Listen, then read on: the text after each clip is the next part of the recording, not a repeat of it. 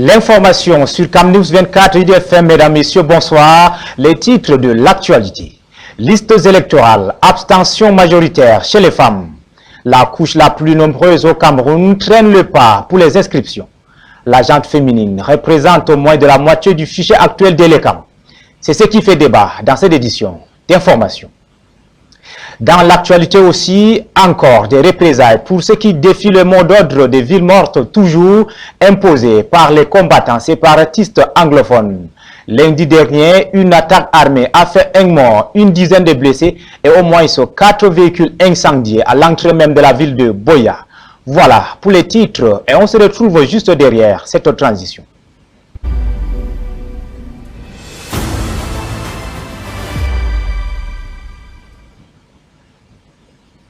Mesdames, Messieurs, vous faites bien de vous informer sur CamNews 24 IDFM 103 en direct de Garoua dans le Nord-Cameroun et merci de choisir nos antennes.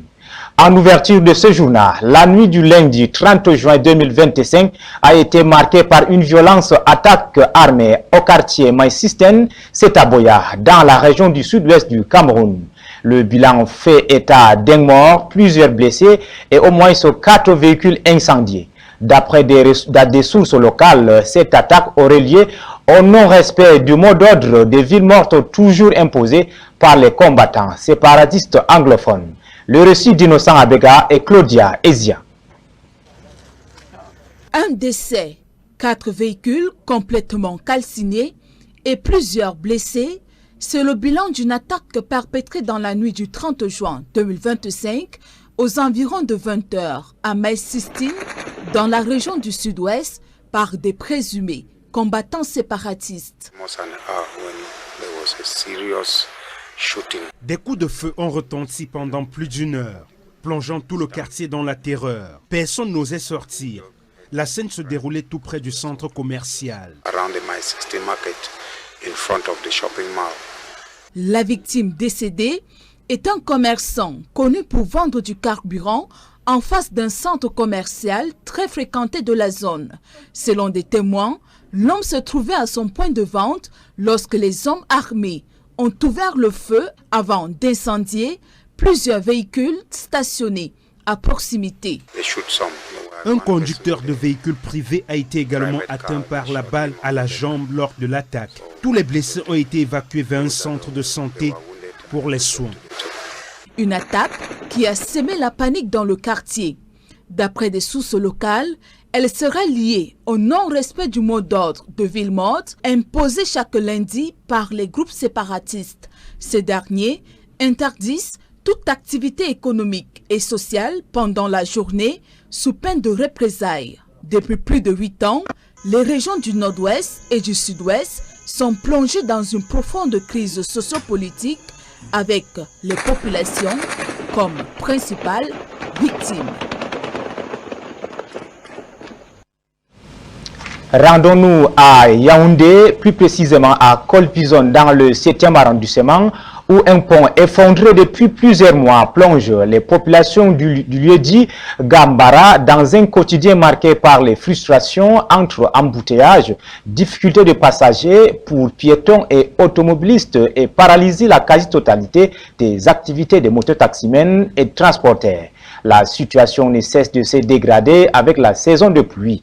Le calvaire s'aggrave, nourrissant colère et patience chez les riverains, toujours en attente des réponses des autorités. Le reportage de Karel Mizia et Choya et Samuel Ekapissé. C'est le quotidien ici. Lorsqu'on emprunte une moto, il faut descendre pour contourner la flaque d'eau à pied et attendre l'engin roulant à 2 roues de l'autre côté. Même les camions et les véhicules 4x4, bien que moins exposés, plongent pour passer.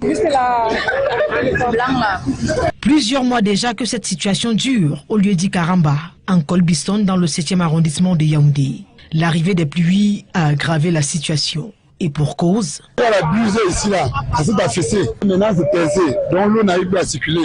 C'est pour ça que l'eau monte et puis ça mange à route comme ça là. Depuis lors, c'est le calvaire. Les activités économiques sont au ralenti. Les riverains souffrent. Avant là, on prenait la moto là 100 francs pour carrer l'hôpital de Sèvres. Maintenant, le transport est devenu à 550. Pour traverser même ici, là, aller même à l'église, c'est la magie. Tu arrives à l'église, tu es sale. Et ça vous fait tomber les gens. On ne sait pas praticable. Même pas. Et quand ça fait comme ça, là, toutes les activités, partout, c'est paralysé, vraiment rien ne bouge ici de ce côté.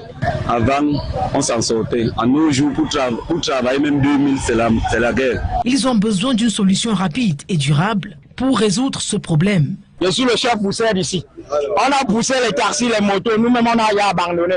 On croyait que c'était quelque chose qui devait avoir peut-être une limite. Mais on constate que c'est devenu éternellement. Comme vous voyez là, s'il pleut là vraiment, même une moto ne va plus passer.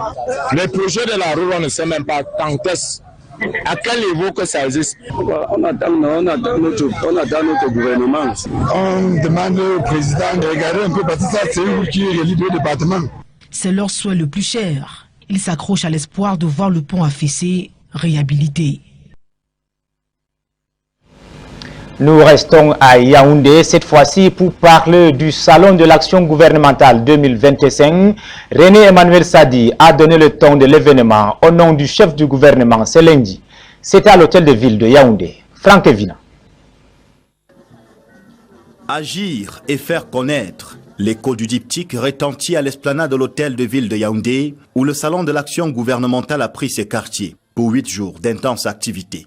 Expositions, conférences, rencontres B2B, mais aussi une innovation mise en forme par les équipes conduites par Patrice Assiga-Yéné, le mandataire du gouvernement pour l'organisation du SAGO. Il s'agit de ce village pour le Made in Cameroun où sont mis en évidence et avec l'accompagnement des pouvoirs publics les petits pas des opérateurs locaux dans la transformation. Le thème de cette édition, le service public à l'épreuve de l'impératif de croissance économique du Cameroun, s'inscrit pleinement dans la vision du chef de l'État, son Excellence Paul Biya, qui place l'efficacité de l'action publique au cœur du processus d'émergence. Ministères, entreprises, partenaires au développement, administrations diverses, toutes les entités publiques ont les portes grands ouverts. Tribune spéciale pour le ministre délégué à la présidence chargée des marchés publics, Ibrahim Talbamala, avec la plateforme de digitalisation des procédures COLEPS, le ministre par intérim des mines, de l'industrie et du développement technologique, Fou Calistus Gentry, pour les projets miniers en cours dans plusieurs régions du pays, le directeur général de la Camwater, Blaise Moussa, et le directeur général par intérim de l'agence de promotion des investissements, Donatus Bouma. Cette 14e édition marque aussi un changement de site pour le SAGO, désormais organisé à l'hôtel de ville de Yaoundé. En politique et finalement, ces questionnements sur la faible inscription des femmes sur les listes électorales, selon les indicateurs d'Elections Cameroun. Pourquoi cette situation et comment ramener les femmes vers la politique et la participation politique? Daniel Melanga. Elles représentent plus de 15 millions d'âmes, c'est-à-dire plus de la moitié de la population du Cameroun. Les femmes sont donc à ce titre un puissant électorat en mesure de faire basculer les votes, d'assurer l'avenir du Cameroun. Encore faut-il que leur super pouvoir s'étende jusque sur le fichier électoral, pointé 3 700 000 et plus au dernier recensement d'Elections Cameroun. Les femmes sont plus occupées, elles sont en majorité, ceux qui font des petits boulots. On demande sincèrement à Elecam de se déplacer et aller sur le terrain trouver les électeurs. Tout le monde peut le faire. Ce n'est pas seulement l'affaire d'Elecam. Les starting blocks se dévoilent pour la course à la présidentielle d'octobre prochain, mais il y en a qui cherchent encore leur position. Ira, observatrice passive ou électrice résignée, ira pas. Le 25 juin 2025, nous avons fait l'Assemblée générale de toutes les antennes régionales pour parler de l'élection présidentielle. Il fallait donc déjà les leaders, parce que nous voulons que cette année, que nos voix comptent. On a même sorti un slogan, « Je suis Bayam Selam, je vote utile ». L'Association des femmes revendeuses du Cameroun revendique 3 millions de participants à travers le pays. On a commencé le travail avec nos moyens, mais maintenant, est-ce qu'à pied je peux arriver à Bertois? Est-ce qu'à pied je vais aller au nord? Si on peut nous donner des moyens, sans dire intervention rapide, ils vont nous voir dans les 10 régions. En un mot, il faut investir sur le capital confiance aux femmes, le renforcer. En éducation, l'extrême nord du Cameroun s'apprête à améliorer son offre dans le secteur éducatif. Grâce au projet de gouvernance locale et de communautés résilientes au prologue, 5 établissements d'enseignement secondaire verront le jour dans cette région du pays à la faveur d'une convention de financement. Ivan Selm Tadiofo et Gisle Kouga. Un peuple bien éduqué est une richesse que l'on gagne. Cet adage sonne aux oreilles des populations de la région de l'extrême nord comme le sifflement du vent dans le désert. C'est qu'il n'est quasiment pas logique de parler d'éducation dans cette région et à plus forte raison de qualité de celle-ci. C'est dans cette veine que le projet gouvernance locale et communauté résiliente prologue s'inscrit dans le but, justement, de contribuer à la réduction de ce déficit criade. Pour ce faire, une convention de financement a vu le jour le 19 mars 2025 entre le projet et les communautés résilientes de la région de l'extrême nord, représentées par le conseil régional sous le contrôle du ministère de la décentralisation et du développement local. Ce financement va servir à donner un léger coup de pouce à l'éducation dans cette zone à travers la création de 5 établissements d'enseignement secondaire qui seront remis clé en main aux autorités locales dans le cadre de la réalisation des projets de développement locaux dans le domaine de l'éducation. Cette initiative rend compte de l'intérêt manifesté par le Conseil régional de l'extrême nord, soucieux de l'avenir et de la formation éducative des citoyens de sa zone de compétence. En priorité, des projets mis en avant dont le financement est assuré par le prologue à hauteur de 3 milliards de francs CFA. Pour sa première phase se trouve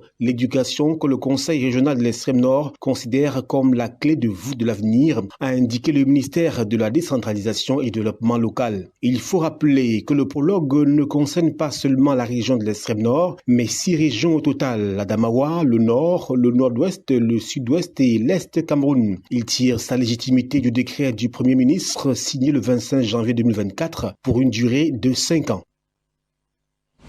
Parlons à présent de ce que nous vivons en ce moment presque dans toutes les localités du Cameroun.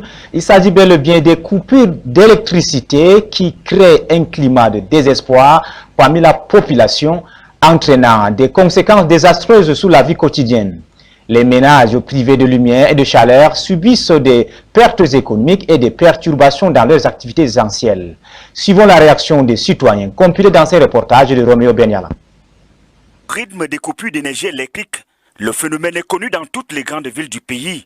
Situation très désagréable pour tous. Chaque jour, constamment, on en est des marre. On met les choses au congélateur, c'est gâteau à cause des coupures de lumière. C'est une pratique régulière. Ce qui est même embêtant, c'est que les coupures sont intempestives. C'est-à-dire qu'on n'avertit même pas. Vous les vivez comme si c'était pratiquement un manque de respect. Les conséquences sont rudes, les petites réserves se décomposent très rapidement. Les élèves n'arrivent pas à apprendre leurs leçons. Bref, tout change dans les familles, principales victimes de ces coupures intempestives. À un moment, on peut faire même 3 jours sans lumière. Les enfants n'arrivent pas à apprendre. Si tu as quelque chose dans le frigo, ça se gâte. Ça nous dérange. Quand on coupe la lumière, on est obligé d'acheter les bougies. Et lampes solaires aussi. Plusieurs structures privées et publiques interviennent pourtant dans la chaîne de production et de distribution de l'énergie électrique au Cameroun. Des structures bien contrôlées par le gouvernement qui devraient être à l'écoute des populations. Ce que je peux dire au gouvernement, c'est de voir comment faire pour mettre les barrages en marche. Le gouvernement camerounais a construit tellement de barrages, mais apparemment il n'y a rien qui en marche. Oui. Le Cameroun avait pourtant lancé un vaste chantier de construction des barrages hydroélectriques. Les travaux achevés, mais rien n'a changé dans le quotidien des citoyens. Santé mentale, les défis de la prise en charge communautaire des malades par les spécialistes de cette maladie est dans le viseur. Il arpente la ville de Yaoundé pour entrer en contact avec ces derniers. Voyons tout cela dans ces reportages de Chimène Baleba. Il faut faire preuve d'une imagination débordante pour deviner le parcours de ce jeune patient. Pourtant, c'est dans ce nid d'Ossouye qu'il avait choisi de séjourner avant sa guérison.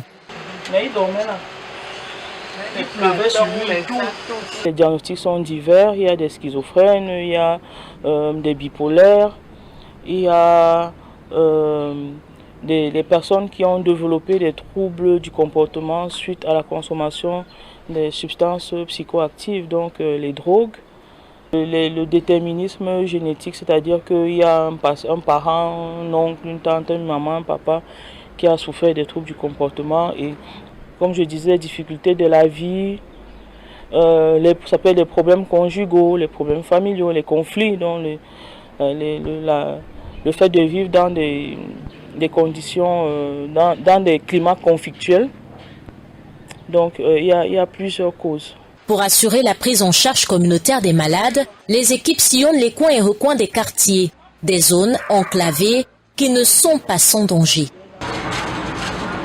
Nous arpentons les rues de la ville à pied, c'est pas évident. Il y a même des difficultés sécuritaires aussi parce qu'on arrive dans des quartiers qui ne sont pas, on va dire, faciles. En outre, leur credo est de s'armer de patience, de courage et jouer en permanence le rôle de thérapeute. Elles font aussi face à la réticence des familles ou la rébellion des malades. On t'a parlé de la prison, mais tu n'arrêtes pas. Parce que ça empêche le médicament d'agir comme il faut. On a des désistements aussi. Il y a des familles qui disent non, on ne croit pas beaucoup à votre histoire. On préfère que notre malade sorte de cette prise en charge en communauté, quoi. Ces équipes assurent le suivi des personnes atteintes de maladies mentales et errantes, sauvées dans les rues pour le village de l'amour, une initiative du docteur Laure Menguene, puis réinsérées dans leur domicile. Environ 60 patients ont bénéficié de cette opération dans l'arrondissement de Yaoundé 7. La commémoration de cette nouvelle édition de la Journée mondiale consacrée à la santé mentale sonne comme une alarme à l'endroit des pouvoirs publics pour appuyer le personnel soignant et sauver le maximum de Camerounais prisonniers de ces troubles psychiques. À l'étranger, la France suffoque et fait le dos rond face à une chaleur extrême et qui dure avec pour la première fois depuis 5 ans. La vigilance rouge pour ces canicules activées en Île-de-France est toujours un soleil brûlant. Suivons le reportage de Jenny Meyer. À Paris, hier soir, le thermomètre affichait 33 degrés. Une chaleur suffocante que tentent de fuir ses habitants, réunis autour du canal Saint-Martin. Se rafraîchir par tous les moyens et profiter du pont pour s'élancer dans l'eau, même si cela n'est pas autorisé. Depuis le début d'après-midi, le canal est pris d'assaut par les baigneurs. Ah, très bonne. Il fait très chaud et c'est Paris, on n'a pas la plage. On en profite pour se baigner où on peut. Un épisode caniculaire particulièrement éprouvant pour le sommeil. À Tourrières, chacun se préparait pour une nouvelle nuit difficile. C'est déjà dur de dormir jusque-là, alors on voit que ça monte crescendo, donc oui, forcément, j'appréhende. La nuit est difficile quand même, on essaye. Il faut aérer, quoi, faire des courants d'air, c'est la seule façon de s'en sortir. Une vague de chaleur qui devrait encore s'accentuer aujourd'hui. L'Indre-et-Loire et 15 autres départements sont placés en vigilance rouge à partir de midi. Voilà, mesdames, messieurs, c'est la fin de cette édition d'information sur CamNews 24 IDFM, mesdames, messieurs, en direct de Garoua. Merci de nous avoir regardés. Ne décrochez pas, restez connectés, car nos programmes se poursuivent. Passez une excellente soirée.